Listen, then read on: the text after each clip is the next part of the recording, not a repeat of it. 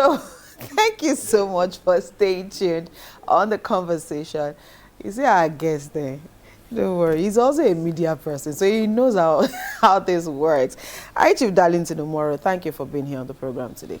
Yeah, my pleasure any day. Lagos TV, my second home. Thank you so much. And one of those media outlets from where the concerns of people is really discussed and how to find a solution to this uprising that is moving about the country now, from the north to the south. South is really having a feel of it now. But I hope something is done like you are doing. All of us will do our bits, right? So that at the end of the day we'll achieve what we need to achieve. But another great news is that I have often complained about the gateways. You know, talking about the proliferation of small arms and light weapons. I think the gateways are also, those who are manning them are also up and doing now. A certain Frank Onyeka from the Tinkan Island Command has recorded huge seizures. Last year was very good. He had huge seizures of equipment, talking about small arms and light weapons. I hope he will continue in that manner, and then his colleagues will also follow suit. And then the man in FOU Zone A now to Iyere Gambo is one man who has a record of arresting these traffickers of small arms and light weapons. I have often said, and I have said it here, and I'll keep saying it, that the challenge we have are not the terrorists. Right. The challenge we have is the proliferation of small arms and light weapons. And I did also say that the amount of small arms and light weapons in the hands of the non-state actors is far more than what the state actors are bearing. In fact, the state actors are bearing just 10% of what we have in the hands of the non-state actors. Right. But up until these men at the gateway begin to do what they are doing, and then it becomes general, not picking out a few, like I have just mentioned now, I think Nigeria will be getting to where at the end of the day, these terrorists will be conquered. But you may not be able to end it, even with the presence of America completely, but we might be able to nip it in the bud and reduce it. What a fine way to have started this discussion, because you mentioning, because again, that is one of the solutions that we probably also need to toe the path on. The proliferation of small weapons, light weapons and small arms again. But let's quickly start from what happened yesterday. If we're talking about the aftermath of the strike we saw in December, and the fact that I remember the last time you came here, you also mentioned that the bombing of that enclave in Sokoto State has definitely scattered a few of their operations, and they are moving. And we are feeling it now. We are seeing the different impact. Places across the country. But then, as that is happening, only yesterday did we also hear that the U.S. had delivered critical military assets to the Nigerian government. When we say critical military assets, it's in quotes. Can you unpack that for us? What does that really mean? Sometimes it's not good to really unpack them, so that for security reasons. Yes, for security reasons. One, your enemies will not know your capacity, capability, and strength. They will not be able to judge you or measure you, and then want to do a counter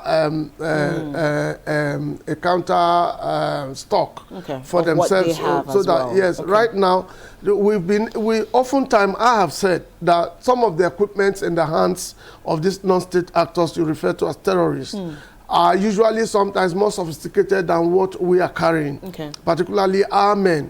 And so the American government is trying to, the Nigerian government, not the American government, the Nigerian government is trying to not equate, but get beyond the strength and capacity of what the terrorists are bearing at the moment. And so up until we are able to achieve all of that, we will not be able to surmount. I did say at a point in time that even the non-state actors, particularly the terrorists, are now using the unmanned area vehicles. They use them for surveillance, but what they've not been able to achieve is that of the combat on unmanned area vehicles. They've not been able to. You remember sometimes FOU arrested unmanned area vehicles that were imported and then abandoned when it was they were almost getting arrested. When they were almost getting arrested. But like what you have on the Tinkan Island, under the watch of Frank Onyeka. The people were arrested, those equipment were arrested, different ammo, different firearms were all arrested and handed over to the agencies in charge, both the persons and the equipment that were arrested. But in most times, they will abandon this equipment and run away, particularly when they know that the customs are now on their trail. Okay. You know, so good enough, very good. What America has done is what you refer to as the aftermath of the bombing of the enclave of the terrorists in Sokoto. Right. Now, it didn't end there. After that bombing, the American soldiers, the American Air Force, the Nigerian Air Force, NAF, took over bombardment of certain other areas while the other military took up clearance, you know, the ground clearance of some of them. Okay. Now, what we are experiencing, talking about the aftermath, is that they have scampered. I'll take you to Katsina State. You saw what happened in Katsina State, where we are now looking at the non-kinetic approach of, you know, handling situation. Katsina, it's one of those states that had on their own tried to do things to see how they could end, because Katsina is one of the hubs. You know, for this this other section of bandits you call, this other section of terrorists we often refer to as bandits. Okay, right. And so Katsina government over time had to do certain things in the area of the non-kinetic approach, but they also adopted the kinetic approach recently, if you recall, which we discussed on this same desk, when the kidnappers took persons from Katsina. Of course, they know themselves. Right. And then this person's family and others came together, and then in turn go to the families of those people, pick them and took them as well as ransom as well, and said, and okay, yes, if you give us back, you can get yours back. Precisely what has happened now. Now there was exchange. They gave those people back, those who were kidnapped, their family members who were kidnapped. Then they now released the family members of the kidnappers. As well, right. That's the non-kinetic approach. They even gave money. The bandits now even gave money in the place of the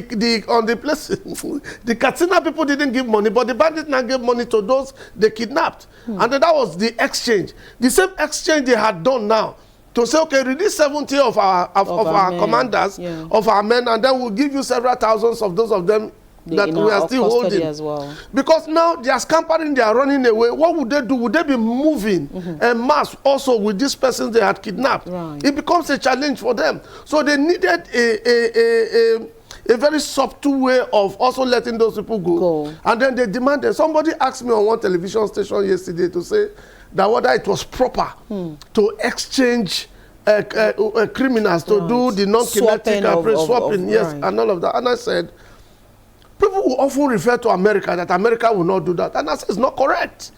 It's on record and it's empirical.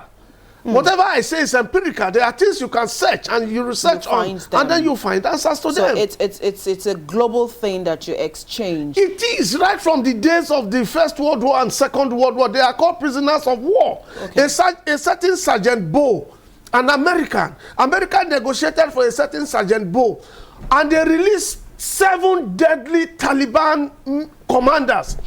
That negotiation was done by the King of Qatar on behalf of America and the Taliban. Okay. And the Taliban got back 7 serious senior commanders that were in Gautama Bay.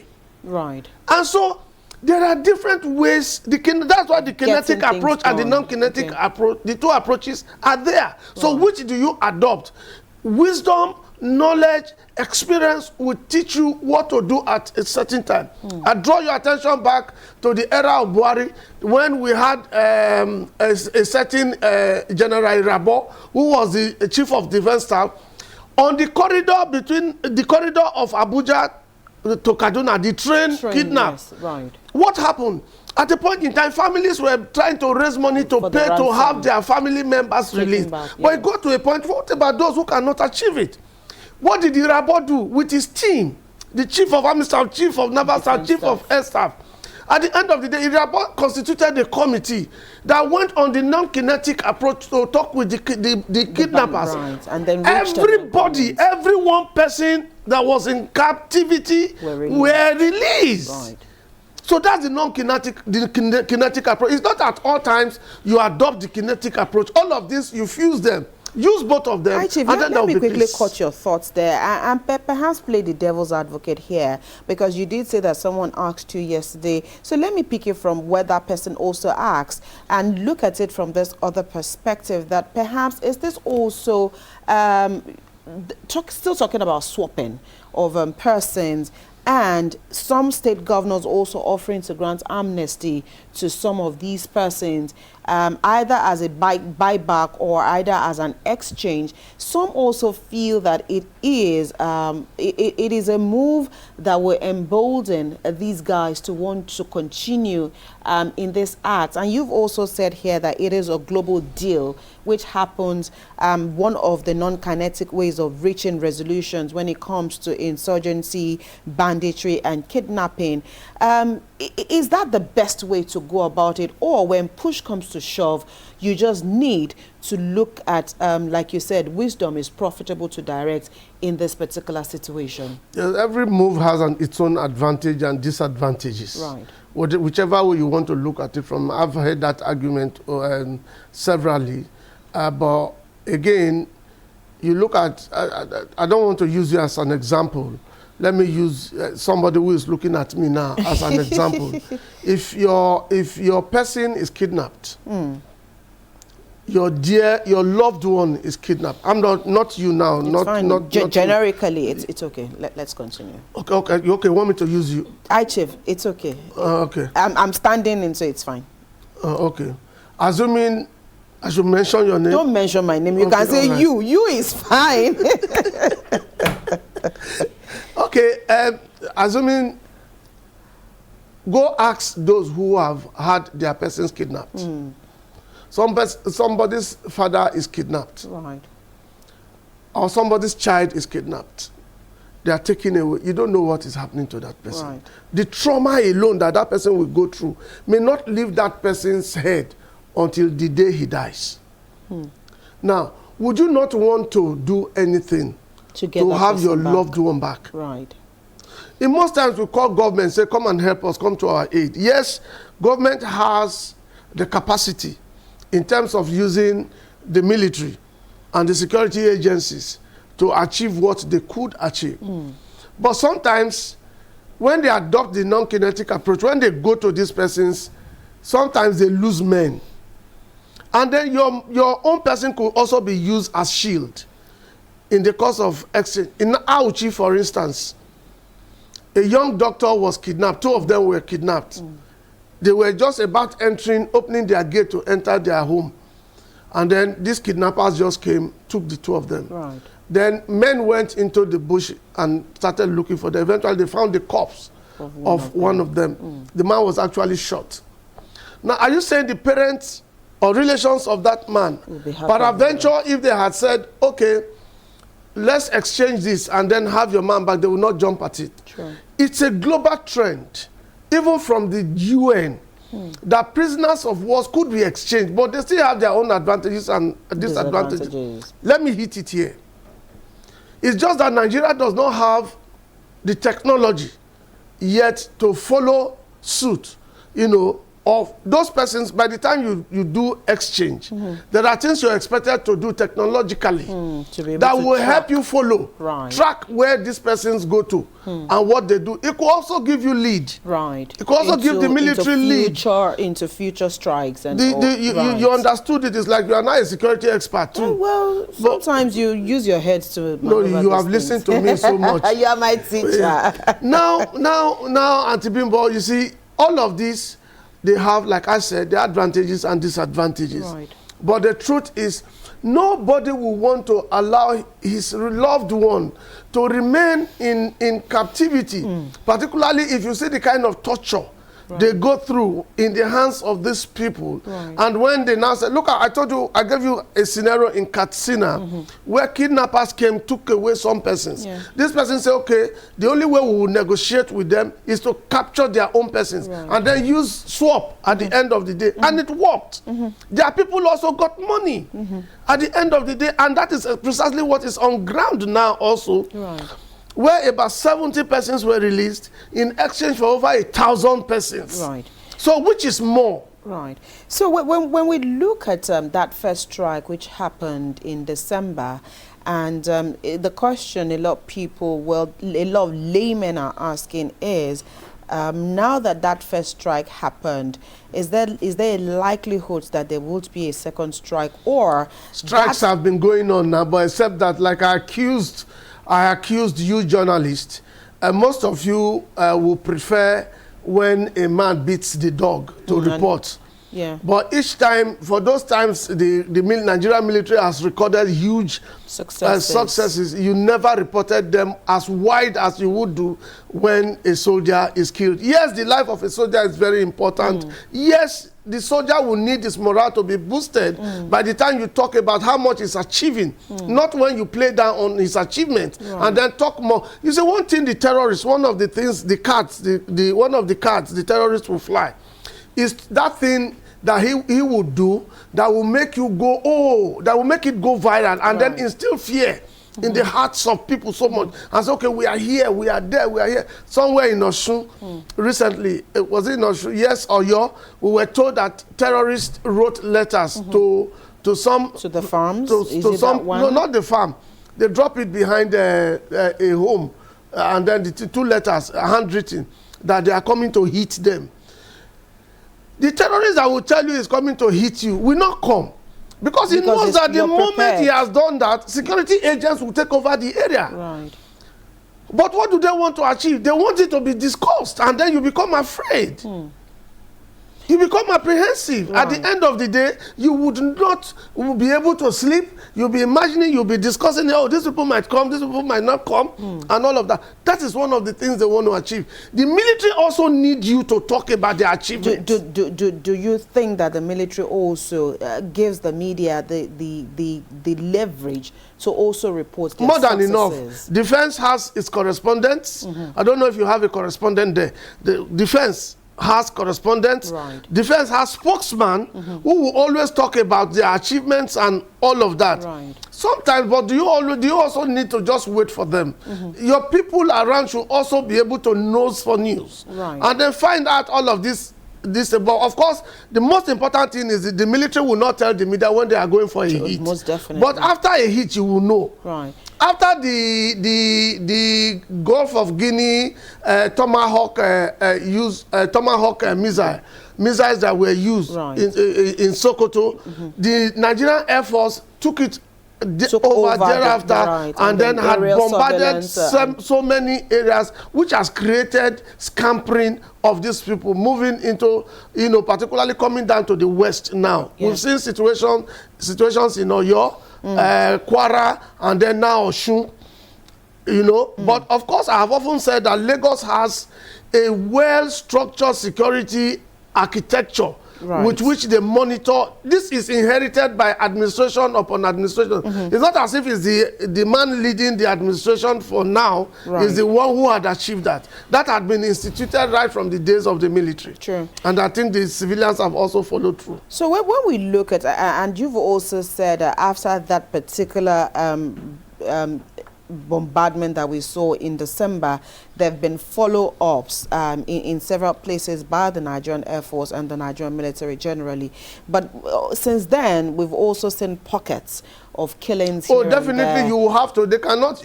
You've not quelled them completely, so and then they will also want to still give you the impression. Put down your hand. Put down your hand. Let me tell you why. I don't have a gun, so don't worry. No, I'm scared. When you raise your hand like this, I have to be scared. I don't have a gun. But you should not be scared now. You're not a security. You're a global security analyst. When military die, can't I die? Everybody will die, definitely. No, but I don't want to die in the hands of a woman.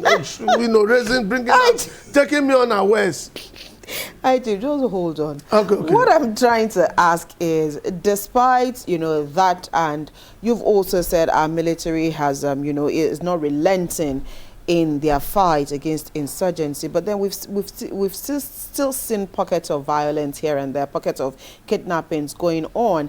Is this deliberate by these guys, like you've said, to still raise, to still create fears in the minds of people, and despite the fact that they are fleeing, they still want to be noticed that we're still happening, we're still here. You might not find us where you think you will find us, but we are still very much on ground. So is it also a deliberate action on their part? You have answered the question. It's yes. I want to hear from you. Yes. So why is that? Why is that necessary? It's necessary because they want to say that, they want to make a statement that you've not conquered them. They've not been decimated. That's what they want to say. They want to tell you that they are still there because they've not surrendered. All of them have not surrendered. But we know that the military is winning the war and America is not relenting. But the beautiful thing now is that America has taken it away from a one-sided religious thing that is Christians alone that have been killed. Recently, they admitted that Muslims are also being killed. So now that it's not a sectional thing anymore, it's a general thing. So I think whether they take it sectionally or generally, the important thing is to help Nigeria take out these guys, because I've often said that it's not as if our military do not have the capability or strength to handle these persons. But the politics involved has been their problem. But with the coming of America, nobody looks at anybody's face. You can imagine a Tomahawk precision missile that is fired from the Gulf of Guinea. And then he hit his target, even though we saw one that was one of the missiles that was being rolled as a iron condemned by these people who didn't know the danger of what they were doing. I remember after the Civil War, some communities suffered from when they saw metals that were dropped that that didn't explode. And then they started playing with it. The thing killed a lot of persons again. Some were dug out in farms when they were doing ridges and all of that, but they didn't, because they didn't understand what it were. They were playing with it, and then it created additional calamity. So, I mean, from what you've just raised now, it means that for the communities and civilians generally, there also could be casualties when things like this occur. So, and because this is an ongoing situation that we're dealing with currently, we do not know, again, where some of these things will be found. What should the community leaders be doing in this wide, especially when it comes to grassroots reorientation? If you see something that is alien, what should you do so that, I mean, the war did not kill you. Report to the police. It is residue that will now kill you. Report to the police or report to your community leader, who would in turn report to the police, who also goes quickly to look at them, and if there are things they will hand over. So if they have not been detonated, they hand them over to the military or they invite the military. Well, they have a special arm. The police also has a special arm because internal security is the business of the police and the DSS. And so, but when you report to the police will send the department involved to go look at it and then quickly take it and then perhaps send back to hand over to the Nigerian military for proper keeps in the armory. Otherwise, you'll be taking a risk when you saw metals and then you do not know what to do with them. People begin to play. I saw children, people rolling. A Tomahawk missile.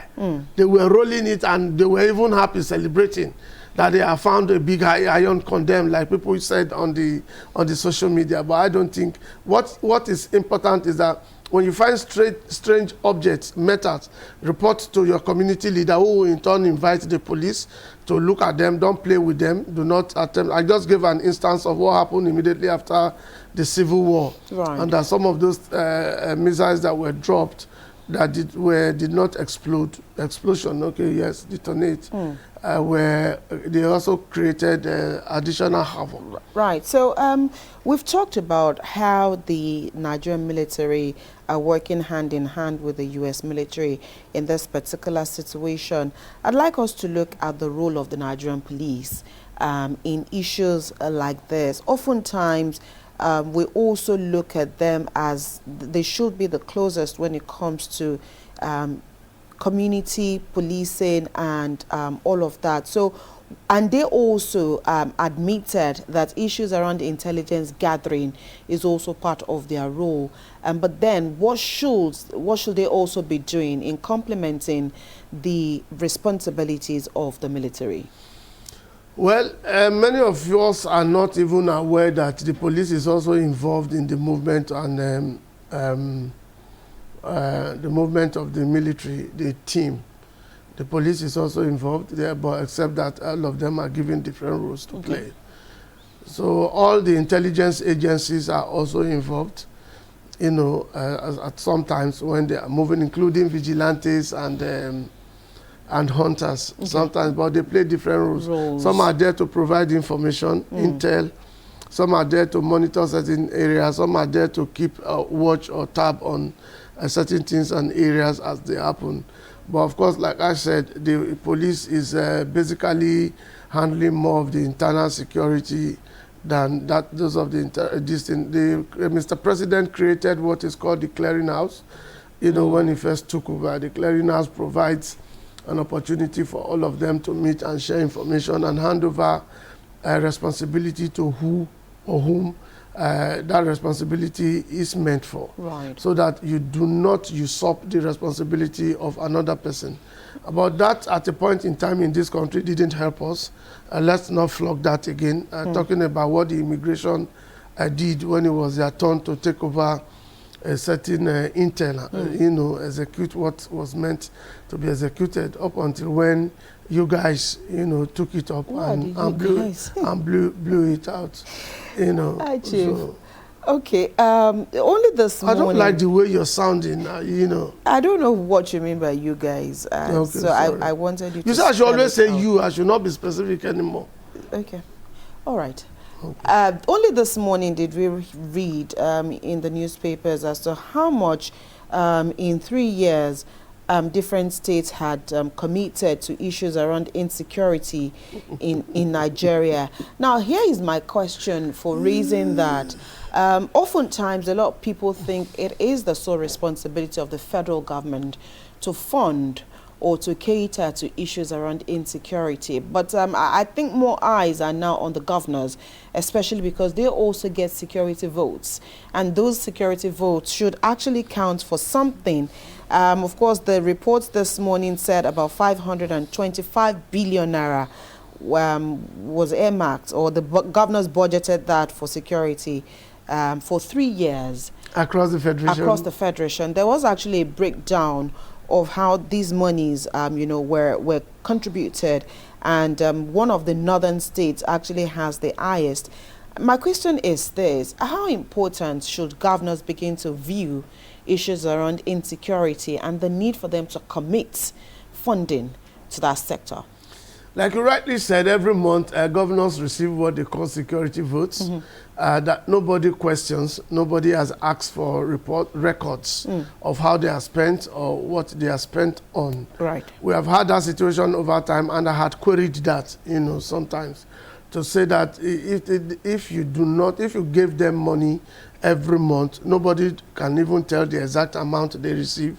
How have they been able to execute all of that security fund? Is it for their personal security or for their employers, those who employ them, the voters who put them there, whether these monies are actually being used on these persons? Right.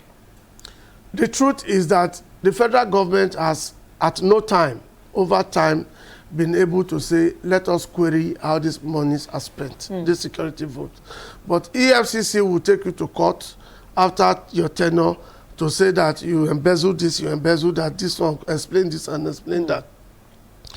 But I do not know what the Constitution says specifically about what the security vote is meant for and what they should spend them on and how they should spend them, or whether or not they could be asked to come give explanation on how all of that money they collect, 12 months in a year is spent. But good thing, we have a few states, Lagos State, one of the ones I will always give thumbs up to, that has created what you call the Security Trust Fund. And then we have also seen that beyond having the Security Trust Fund, we have seen situations where the Lagos State government has donated equipment, logistics provided for security agents, particularly the intelligence ones, to assist and aid their movement. If you go about Lagos, you'll find vehicles, new ones stationed at specific places, and then nobody is talking to you. We have also seen a security arrangement, the neighborhood watch, that they have put in place, that are just there, not armed. They just ride their bicycles, sit in certain places and just sit as if they are not doing nothing. But again, they are working because they are providing information to the control room from where they are processed. So now the basic thing is, if the governors are waking up all of a sudden, because insecurity is before them, trusting them in the face, and then they have now seen the need to begin to divert, or rechannel some of what they receive at the end of every month as in the name of security vote, then it's a good development, and which must be kept, or which must be maintained, and which should be improved upon, so that at the end of the day, all of us can sleep. You see, over time, is not what we had experienced that I had challenged, has not helped us. Has not helped us. So the North, at a point in time, on their own, came together and started that security fund thing to also assist themselves and see how they could, help the federal government. The security is not the business of the federal government nor the state alone. It is your business, you sitting here now. It's also your business, and you are doing your own. You're playing your role now as a journalist, by informing people about what is expected to be done. But the truth is, should we leave security because the Constitution provides that both the military and the security intelligence agencies are the prerogative of the federal government? It shouldn't be so. And up until we all wake up, we are able to tell what we see when we see suspicious movement as an individual, because you'll be helping yourself. Not just that, because, for instance, your neighbor is being attacked, and then you are there, you say, oh, it's not my apartment, it's not my building, and then I have nothing to say. You could pick up your call and reach out to those you are supposed to reach out to, and then they will come, because you don't know if you are the next. I'm saying you now, not you specifically now, like we said. As we wrap up this conversation this morning, Chief Umoru, the last strike that we saw and other strikes that have been ongoing by the Nigerian military, do you see this as if concerted efforts are made, and like you said at the beginning of the program, and everybody do what they should do, then at some point in time, in no distant time, Nigeria should be at least, maybe not totally free, but we might have won the war against terrorists and insurgents? I don't think you can completely win the war, because terrorism is a global phenomenon now. Beyond the bombardment and what the clearance the military is doing, we are also, what we are experiencing now is scampering. They are moving, because they cannot contain what is happening to them at the theater. They are moving into soft zones. They came to Oyo Park recently. Of course, where the Oyo Park is located. I think it shares a boundary with Niger, Kwara, and where again, that has the forest where these bandits are located. And so, beyond the military and the intelligence agencies, you will see people now who are moving or sleeping anywhere. If you go through the streets of Lagos at night, particularly certain areas, you find people in their tents, sleeping outside in front of places and all of that. Who is profiling them, and then who is keeping an eye on them? It's not just the security agencies that will come and keep an eye on them. If you found such in your neighborhood, you are also expected to keep tab on them. Watch the movement at night. Wake up sometimes at night, look through your window, don't make it obvious. Ensure that the lighting in your room from where you want to look outside is switched off, so that somebody outside will not notice that you are doing that. Look for strange movement. If you hear about strange movement, raise alarm. Don't raise alarm by shouting from through through your window, pick up your phones. And then there are numbers you could call, and then help will come from the security agencies. I've often also said here that these security agencies and the military are no spirits. Yeah, they are just like you and I, except that they've undergone certain trainings, and then that had made them a little bit different from you and I. Otherwise, the issue of security begins from the federal government to the state government to the local government and then to individuals. Right. So everybody has a role to play here in combating. But again, my biggest challenge, I'll keep saying this, is that we should see how much the government will be able to prevail on the blacksmiths. You know, those of them who also manufacture locally equipment, you know, for these non-state actors. Right. So the moment we are able to do something, yes, let's even have them registered. Okay. And then it's not about arresting them, and then after some time you take them to court and all of that, they are released. Or after some time you release them. Who is watching them, who is monitoring them, who is talking with them. Right. So they should be able to take a record of what they are producing. Yes, okay. Yes. Yes, yes. But I have to leave this conversation here this morning. Thank you so much, High Chief Darlington Umoru, Global Security Analyst, for finding time to always be here. And thank you to Lagos TV. They gave me coffee this morning in a drum. You know, I couldn't.